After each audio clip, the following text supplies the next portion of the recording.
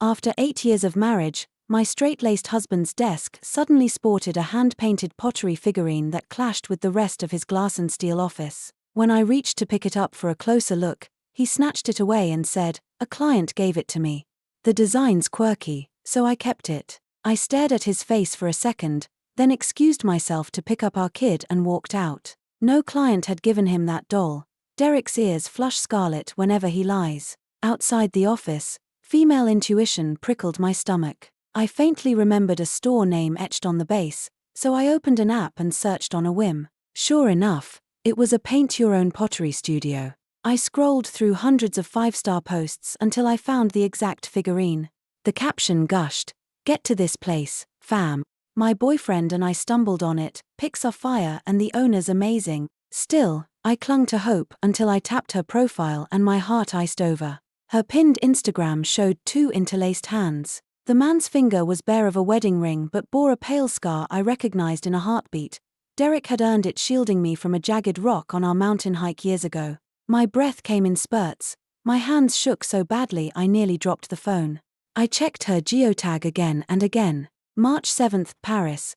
Paris is basically heaven for a girl, she'd posted, latte cup in frame. Coincidentally, those were the same days Derek was meeting clients in Paris and surprised me with the beerkin I'd been coveting. May 18th, Hainan. A bikini shot, every youthful curve on display, sunshine practically screaming vitality. Derek had also been in Hainan then. Factory issues, he'd said, extending his stay. While he played, our daughter lay in the hospital with pneumonia, and I hadn't slept a full night in days. Tears blurred the screen. The geotags overlapped too perfectly for coincidence. Our life looked perfect, so why was his heart wandering? I glared at the photos, desperate to spot a flaw. Before I could steady myself, Derek's iMessage popped up. "Babe, stuck at a dinner tonight. Don't wait up for supper, love you." A cutesy emoji sticker followed. I should have noticed sooner. What grown man spams stickers like that? Scrolling back, I saw the avalanche of emoji stickers had started last October. Probably when the affair began. I composed myself and drove to Riverside to pick up Daisy. The moment she ran to me, I burst into tears. She's the one I can't lose, but if I divorce Derek I have no guarantee of custody. I used to be a Vista executive, but when his startup took off and Daisy arrived, I quit to pour myself into motherhood. Lila had warned me, if he ever cheats, you'll be at a disadvantage fighting for custody. I'd sworn Derek would never stray, now I was eating my words. "Mommy, are you sick? Your eyes are red." Daisy's soft baby voice soothed my cracked heart. For Daisy's sake, I would gather proof of Derek's betrayal. I dropped her at Lila's place. My best friend took one look and hugged me, guessing everything. "I've always got your back," she whispered, patting my shoulder. With Daisy safe, I dove back into the girls' socials. Minutes later she updated, a photo in a slinky dress captioned, "Will this knock my boyfriend dead?" Comment after comment showered her with praise. I zoomed in, the skyline beyond her window looked familiar. Riverdale Hilton, I realized. I sped through town, heart hammering. I parked, waited, and soon Derek's car slid into view. He stepped out. The girl from the photo hopped from the passenger seat. Pretty, more so than online. They wrapped around each other and hurried inside. Blood froze in my veins. The impact felt planetary. I stood frozen, then remembered to snap photos. Hands trembling, I called Derek. He rejected the first call with an irritated swipe. On my second try he answered, breathless. "Babe, I'm tied up. I'll call after the dinner." He tried to sound calm, but I caught a muffled, intimate giggle. My empty stomach lurched, bile surged. I crouched beside my car, heaving until my ribs screamed. Disgusting, my handpicked partner was rotten to the core. I watched them glide to the elevator, Derek's palm welded to her waist the entire 10-yard walk. That casual gesture stabbed me. He used to cup my waist the same way. After Daisy, my belly carried a silver scar and my waist wasn't model thin anymore. He'd stopped reaching for me. Love doesn't vanish in an instant, apparently it fades in silence. Part of me wanted to storm over, slap him, expose the farce, but I needed more evidence if I wanted custody. I followed them inside, keeping my distance. They headed to the restaurant. At peak dinner hour no one noticed me slide into a booth directly behind Derek. The girl pouted. Your washed-up wife dragging you home again? Her name is Juliana, not washed-up wife. Fine, run back to Juliana and leave me. Guess I'm not important. Her syrupy whine made me hit record, morbidly curious what he'd say. Baby, you're everything, she's not even worth one of your hairs. That tiny waist of yours drives me insane. Each filthy line stabbed deeper. I wanted to run, but my feet were poured concrete. I have no idea how long I stayed before I finally drove home. I don't even know how I managed to get the car into the garage in one piece. I kept refilling my glass, staring at our wedding portrait until the edges of the frame blurred, my mind drifting back to college. Derek and I had gone to the same university. He was a year ahead of me. Back then he was all sincerity, clear-eyed, fever-bright, nothing but honest urgency. I've never been a morning person, so I always skipped breakfast and ended up with stomach cramps by noon. Once he found out, he showed up outside my dorm every single morning without fail, holding a paper bag of food. My family was comfortable. I wasn't going to fall for a boy over a couple of free meals. I assumed he'd give up after a week, like every other guy who'd tried. But he kept coming, for 3 whole months. From the dead of winter straight into early spring. My attitude thawed a little with the weather, and I said yes to our first real date. I still remember how his eyes went perfectly round when I agreed. Red crawled from his cheeks to his collar, disbelief written all over him. I teased, not happy. Then I'll take it back. No. I'm so happy I could cry. You promised, no backing out. Tomorrow night at the theater. I'm going, got a plan. He sprinted off like I might change my mind if he lingered a second longer. Watching him disappear around the corner, I felt my mouth curve. Maybe dating wasn't a terrible idea after all. The next morning, though, I woke up burning with fever. The room spun. I couldn't sit up, never mind leave the bed. I called Derek, mumbled an apology, and fell back into heavy sleep. When I opened my eyes again, the sharp bite of antiseptic filled my nose. Derek was slumped beside the mattress, asleep, one hand wrapped around the foreline, the other clutching mine. You're awake. Your boyfriend's a keeper, he kept warming the tubing so you wouldn't feel cold, the nurse whispered, grinning. How many more bags?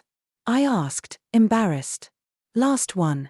Once the fever breaks you can go. I studied Derek for a long time. Maybe 15 minutes passed before he finally rubbed the sleep from his eyes. The first thing he did was ask if anything still hurt, worry all over his face. My bladder, actually, was about to explode. Jules, why are you so red? Don't scare me, I'll get a doctor. No need. Hold the bottle higher, I have to pee. A flush as bright as mine spread across his face. I'll ring the nurse. By the time she gets here I'll have wet the bed. So we shuffled to the bathroom in a ridiculous 2-person parade, me inside, him outside the door balancing the 4-pole. Thin wood doesn't block sound. I finished at lightning speed. Of course my hand started to backblood, and the jeans button refused to cooperate. I sucked in a breath and called his name. The cubicle was tiny, we nearly touched. His face was so red it looked wet, and the sight made me smile. Kind of hard to button me up with your eyes shut. Squinting, he fastened the button, then slipped, or maybe hadn't eaten enough, and I landed against his chest. The smell of laundry soap mixed with the rise and fall of his breathing, turning the cramped space sticky with tension. On impulse I kissed his cheek. Jules, you'd better take responsibility for me. Okay, I said. From that moment on we were the campus golden couple. Everyone envied us. Strangers would stop us to say we looked happier than anyone they knew. I believed he was the man who could give me forever. Turns out I was only fooling myself. Maybe once I was blind. Now, watching from the outside, I can see the rot didn't happen overnight. The signs were there all along. He used to race home for dinner unless a client dinner was unavoidable.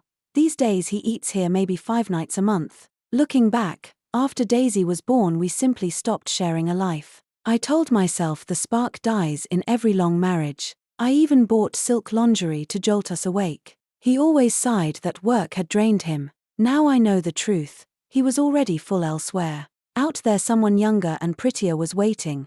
Set beside her, Daisy and I shrank to nothing. Near dawn Derek finally came home. For the first time I didn't rush out when I heard the key. I lay still, felt his side of the mattress dip, the phrase same bed, different dreams echoing in my skull. Buzz, buzz. His phone vibrated twice, lighting the room like a weak flashlight. I wondered what flickered through his head: replay of the hours with that girl, or a rehearsed excuse for creeping in at 4 a.m.? The light died, his arm slid over me, pulling me close the way he used to. Once I'd loved that embrace, now I could only think of the bed he'd just left. Nausea surged, I wrenched free, rolled to the edge, cocooned in the blanket. Morning came. Derek, miracle, was cracking eggs in the kitchen. Go wash up. Breakfast's almost ready. Where's Daisy? She slept over at Lila's, I answered. I sat picking tomato slices out of my sandwich while he watched. Jules, my fault, I forgot you hate tomatoes. Drinks with Mr. Tang ran late. I'll make it up to you and Daisy this weekend, promise. I rearranged my face into something calm. He exhaled, shoulders loosening, sure he'd dodged a bullet. Now that Daisy's at Riverside, I'm home alone all day. I've decided to go back to work. Guilt made him agree without argument. Just make sure Daisy's okay with it, he added. I swallowed the urge to fling my bowl at him.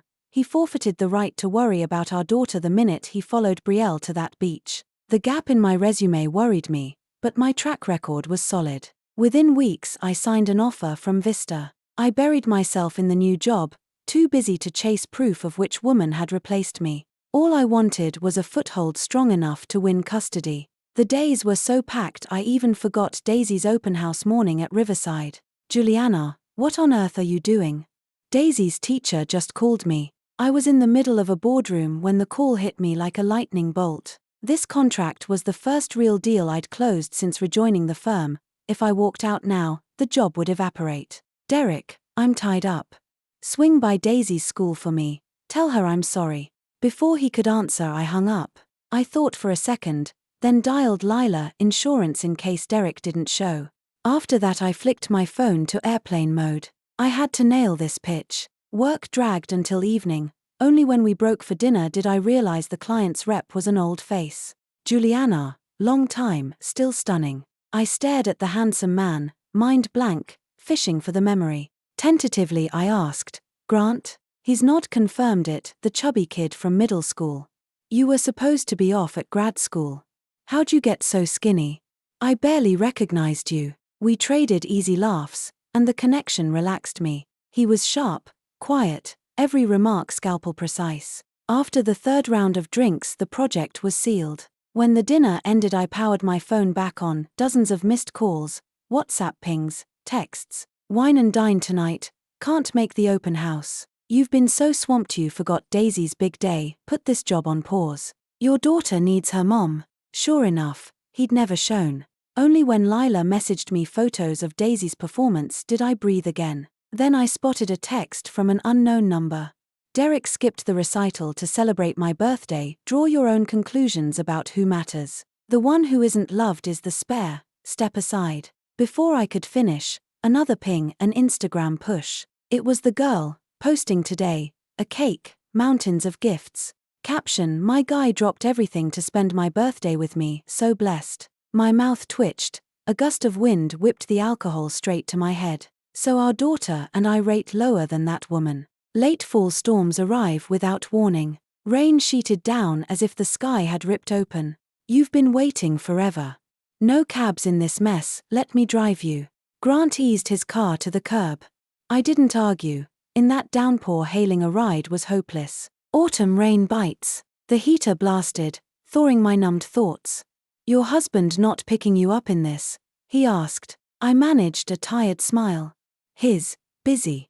After that we lapsed into silence. He sensed the mood and simply hit play on the stereo. The opening line of How Could I Make You Cry floated out. The one who loves you most, how could I make you cry? My eyes burned. I wiped tears before they fell. I still couldn't fathom how Derek had changed. My skull throbbed, forget it, stop chewing on the rot. Grant drove smoothly, warm air lulling me asleep. When I woke we were parked beneath my building, midnight. You should have woken me. I hate making you wait. I slipped off his jacket, embarrassed.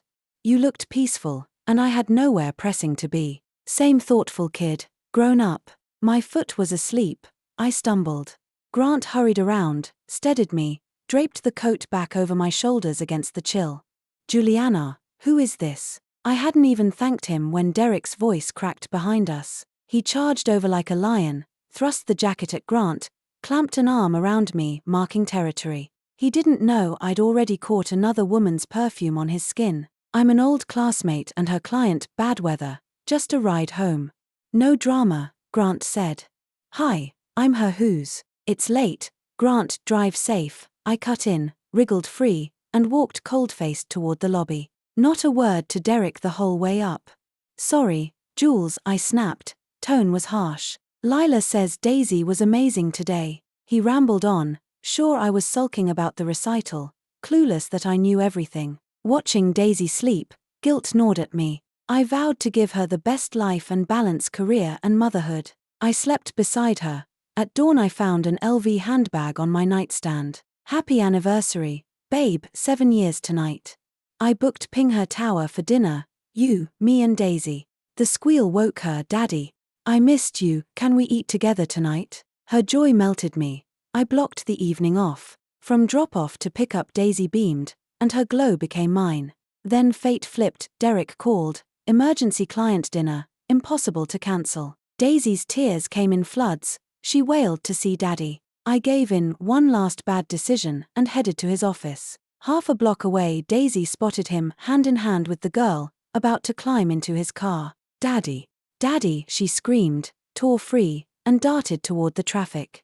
A car came barreling toward us. I couldn't reach Daisy in time. I watched, helpless, as she was thrown to the asphalt. My mind went blank. In a daze I dialed 911. The trauma bay lights stayed red. I sat outside, digging my nails into my palms until they nearly bled. I wished it had been me under the bumper. The child needs blood. We're short on Rh-negative units, call the father in for a donation. The nurse's words hit like a hammer. My hands shook as I tried Derek over and over. Ring, ring. Every call dropped into voicemail. Suddenly I remembered, Grant was Rh-negative. 2 rings later his voice came through. Grant, please, it's Daisy. Crash. She needs blood. He asked for the hospital, and inside 15 minutes he was outside the bay doors. Only when I saw him did I breathe. If any god could hear me, my prayer must have been deafening. I would trade everything I owned for her to be whole again. After 3 frantic hours, Derek finally appeared. He froze when he saw Grant holding my hands. What the hell is this? He barked. I looked at him with ice. We're done. Sign the papers. His face cycled through every color on the wheel. Why? Because of him? I knew the first time I met him he wanted you. He even raised a fist at Grant. I laughed, sharp and broken. Everyone knows why, Derek, especially you. I opened my phone and played every clip, every photo, every screen capture, every voice memo in chronological order. When his own voice spilled out, it was like stripping him naked in the town square. He stood gaping, mouth moving, no sound. Know why Daisy ran into traffic? She saw you holding that woman's hand, climbing into the car. Did you even hear her yelling Daddy behind you? I fisted his collar, sobbing the words into his face. Jules, I'm sorry, please, no divorce.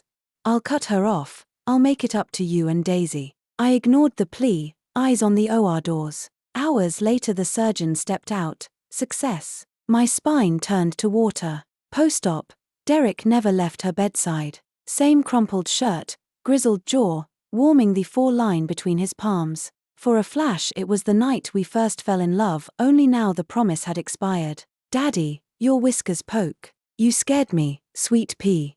Thank heaven you're okay. He hugged her like fine china. Once I was sure she was out of the woods, I told him to go home for one night, fresh clothes, a shave. He could come back at dawn and switch shifts. I underestimated how quickly loneliness would send him running. At 2 a.m. a WhatsApp request popped up, Brielle. I accepted. 3 photos arrived in silence. Derek, bare-chested, asleep. I felt nothing. The man in those pictures was already rubble. I expected no better. When I didn't reply, the typing bubbles danced. Old hag, don't think a kid keeps him tied to you. Leave with your sickly brat before you look even worse. He's soothing me while your daughter's in the hospital, get the message? My knuckles whitened. Insult me, Fine, but Daisy is off limits. I typed one line: whether I divorce him or not, every dollar he's slipped you is half mine. I'll make you cough it all back. Then I blocked her. I don't know how she found the nerve. Daisy healed fast. Kids do. All month Derek played flawless father. Nighttime stories, morning pancakes, handmade bows on lunchboxes, an Oscar-worthy role. On the eve of discharge, Daisy wrapped her arms around his neck. Daddy, after I go home, will you still be with me every day? Silly Daisy, I'll be there before you open your eyes. He ruffled her hair, and to anyone watching, we were still the golden family, polished shell, rotted core. This was probably the first time Derek had ever kept his word. Almost every day when I came home he was already there with Daisy, and sometimes he'd even cooked dinner and was waiting for me. But the moment I tried to broach the divorce, he'd change the subject or dodge the question. No matter how long he stalled, though, the matter had to reach a resolution. Derek, it's over. Sign the papers soon. Every second I spend with you is torture. You make me sick. I can't stand the thought of my husband being with another woman. The 8th time I said it, he finally gave in. Find the house, the cars, full custody, even my stock options and my shares all go to Daisy. He knew me. Once I made up my mind, nothing could change it. On a sun-washed afternoon we picked up the divorce decree and stared at that little green booklet. A jumble of emotions tangled inside me. Years ago I'd married the man beside me, carrying dreams of happiness, convinced he would be my safe harbor and give me a blissful life. Now, with that same forward-looking heart, I was walking away from him. Only today did I finally understand, happiness can't be pinned on someone else. The only person I can truly rely on is me. I will age, wrinkle, gain weight, carry stretch marks and scars from childbirth. But the longing for a beautiful life will never leave me. And every year that carves its marks on me is another chisel stroke turning me into the finest version of myself. Just when I thought the dust had settled, a familiar number flashed on my screen. Juliana, you bitch. It's your fault my baby is dead. Divorce Derek right this second or you'll never see your brat again. My hand shook so hard I could barely hold the phone. I pressed it to Derek's ear. Brielle, calm down, I'm already divorced. We'll have another child. I'll give you the dream wedding, lawn, flowers, everything you want. There was a brief pause, then her rage ignited again. You're lying, Derek. You're still with her, you'll never divorce her. Brielle's shrieks terrified Daisy, her sobs poured through the speaker. Heartbreaking, I snatched the phone back and pleaded, don't hurt Daisy. Derek and I just got our divorce papers, we're standing outside the courthouse right now. Derek kept soothing her until she finally agreed to meet. During the drive my fingers clutched my handbag so tightly they turned white. She came after me twice, once when you skipped Daisy's open house to celebrate her birthday, and the day Daisy was in the hospital when you stayed with her. When I finished, Derek's face went bloodless. That day I was ending things with her, he muttered. I wanted a fresh start. Derek, I used to think you were just shallow and fickle, but you're worse, you're utterly irresponsible. Disgusting. Save the excuses, I don't want to hear them. All I care about is Daisy's safety. He called the police on the way, and we raced to Brielle's building. When we rang again and Derek spoke, her voice crackled with hysteria. Your daughter counts as a child, but the baby in my belly doesn't. Today you'll watch your daughter die right in front of you. Brielle had Daisy perched on the rooftop ledge, one shove and my child would plummet 20 stories. Daisy's cries tore at my heart. Look, it's the divorce certificate. Derek and I are done. From now on he's all yours. I lifted the green booklet high so she could see. Recognition flickered in her vacant eyes. Derek, you promised you'd marry me. Derek glanced at me, then shouted, I will marry you, just come down, okay? I'm sorry. I got the divorce so we can be together. Brielle sobbed and laughed at once, emotion unraveling beyond reason. Think I'll ever trust you again? Today your daughter pays for my baby with her life. Madness seized her. She hurled Daisy over the edge. At that split second officers rushed from behind and pinned her down. Daisy was hysterical, clinging to me the whole way down. At the hospital the doctor said it was only shock. Only then did my heart finally slow. I'm so sorry, Daisy. I never dreamed Brielle would snap like that. I'm sorry. Derek wept to us over and over. But apologies weren't what I needed. All I wanted was to live peacefully with my daughter. 3 days after the divorce, Derek moved out. The agreement gave him weekends with Daisy and nothing more. Soon Brielle's sentence came down: felony kidnapping, 6 years in prison. With that, my old life closed, and I began anew as a single mom. Single motherhood is hard. Juggling career and family still drains me some days. But the moment I see Daisy's smile, the exhaustion melts away. Though Derek no longer lives with us, I know he yearns to remarry. He treats Daisy and me even better than when we were husband and wife. But I'm the heroine of my own story. I never retrace my steps, and I'll never let history repeat itself. My performance at work earned me a transfer to Paris. So Daisy and I moved to France, and for years I never saw Derek. There my rise was swift. I achieved financial freedom. Every morning, waking on my Hasten's bed to the first slip of sunlight, I thank Derek, because if he hadn't forced me to walk away, I might never have tasted this exhilarating life. Thanks for listening. On a scale of 1 to 10, how would you rate this story? If it moved you, please like and share it with friends. We'd love to read your thoughts in the comments. Don't forget to subscribe for more unforgettable stories. See you next time.